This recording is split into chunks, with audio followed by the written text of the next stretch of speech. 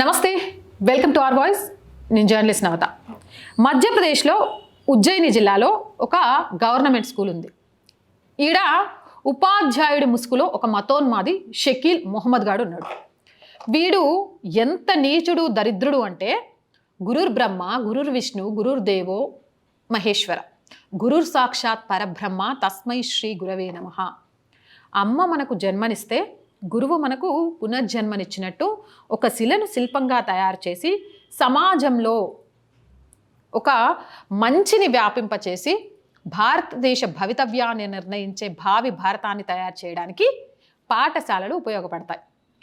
అలాంటి గొప్ప వృత్తిలో ఉన్న ఈ షకీల్ మొహమ్మద్ గాడు ఎంత నీచుడు అంటే హిందూ దేవతలను వాళ్ళ ఫోటోలన్నీ కాల్ చేస్తే దానికి సంబంధించి పక్కన మీకు ఫోటో కూడా కనిపిస్తుంది, వాడి ఫోటో కూడా వేస్తున్నాం.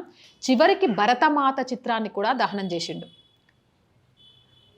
ఈ దేశంలో ఉంటూ భరతమాత చిత్రాన్ని దహనం చేసిండు అంటే షకీల్ మొహమ్మద్ గాడు ఒక ఉపాధ్యాయుడా, మతోన్మాదా?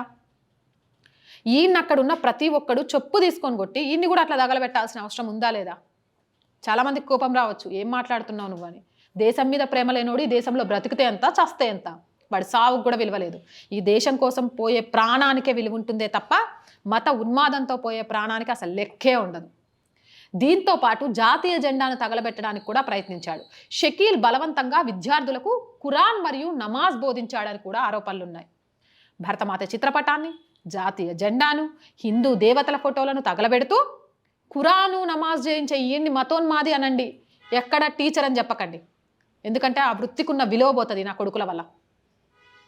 మహీద్పూర్లోని నాగ్పూర్ గ్రామంలో నాగ్పూర్ మాధ్యమిక పాఠశాల ఉంది.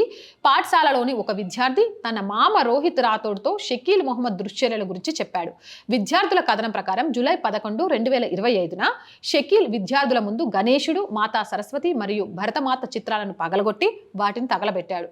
మీడియా నివేదిక ప్రకారం విద్యార్థి ఫిర్యాదు మేరకు అతని మామ రోహిత్ రాథోడ్ జూలై 16, 2025న పాఠశాలకు చేరుకున్నాడు.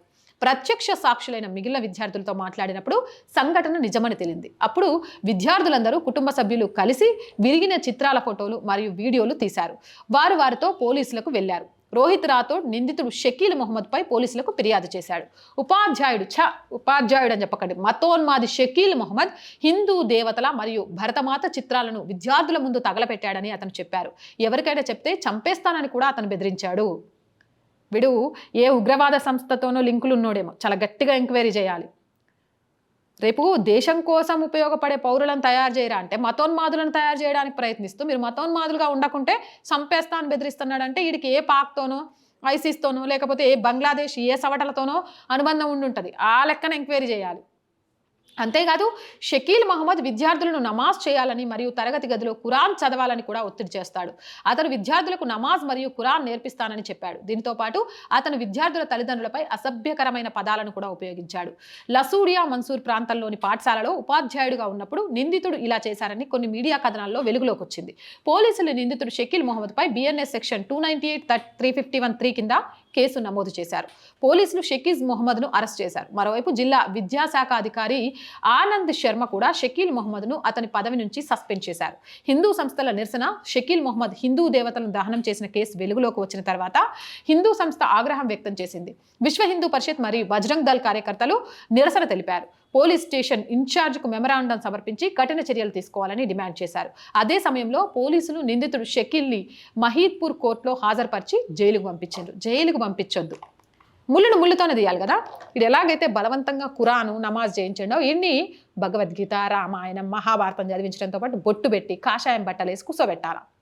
రోజుకి వీడికి తిండి పెట్టడం, భారత్ మాతాకి జై, వందే మాతరం, భారత్ మాతాకి జై, వందే మాతరం అని చెప్పాలి.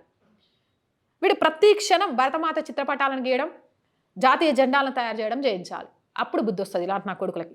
అవునంటారా కాదంటారా? మీ అభిప్రాయం ఏంటి? కామెంట్ సెక్షన్లో పెట్టేయండి.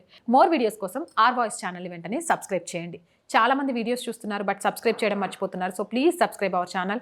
అలాగే కంటెంట్ బాగుంది అనిపిస్తే లైక్ చేయండి, షేర్ చేయండి. ఆర్థికంగా ఆర్ వాయిస్కి సపోర్ట్గా నిలవండి. ఆర్థికంగా ఆర్ వాయిస్కి సపోర్ట్ చేయాలి అంటే సబ్స్క్రిప్షన్ పక్కనే జాయిన్ అనే బటన్ ఉంది. 1 to 5 లెవెల్స్ ఉన్నాయి. ఏదో ఒక లెవెల్లో సపోర్ట్ చేయండి. అలాగే స్క్రీన్ మీద గూగుల్ పే, ఫోన్పేతో పాటు అకౌంట్ డీటెయిల్స్ కూడా ఉన్నాయి. మీకు తోచిన సహాయాన్ని అందించవచ్చు. వ్యాపార ప్రకటనల కోసం 8328500576 నెంబర్ని సంప్రదించండి. జై హింద్, జై భారత్.